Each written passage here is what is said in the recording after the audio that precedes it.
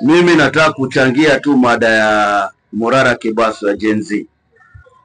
Na nasema hivi, Gen Z wakisimamisha presidential candidate na hao vijana wapigie their candidate as a block, His Excellency William Samuel Ruto, CGH ni 10 bila break. And I can testify this, na niko na information na database.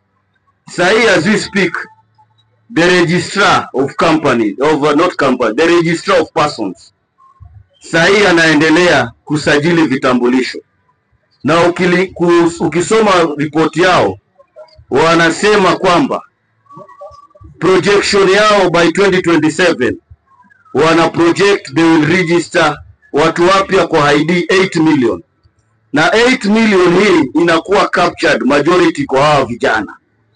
Na ukisoma report ya Marjan Hussein Marjan, the CEO of IEBC, wanasema kulingana na IEBC sahi, their projection by 2027, wanapanga kuregister 5.6 million voters.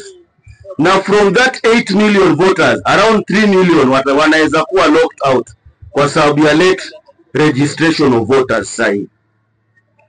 Na Mr. Speaker, kulingana na hiyo information, Marjan anasema kwamba the next financial year, hii tunaanza 1st July, they are planning to register 2,270,000 new voters. Na wanasema financial year ya 2026-2027, they are planning to register approximation of 3.4 million new voters. Ukipiga hiyo mahesabu inakuja kama 5.6 million voters. As we speak right now, register ya IEBC ile ya 2022 inasema number of voters is 22 million. Ukiongeza hiyo 5.6, wana project kwamba come 2027 the new register will have around 27,800,000 votes. That is the reason why sahi unaona IEBC pia inaumwa kichwa kidogo, because they are saying in the next general election can cost approximately 40 billion.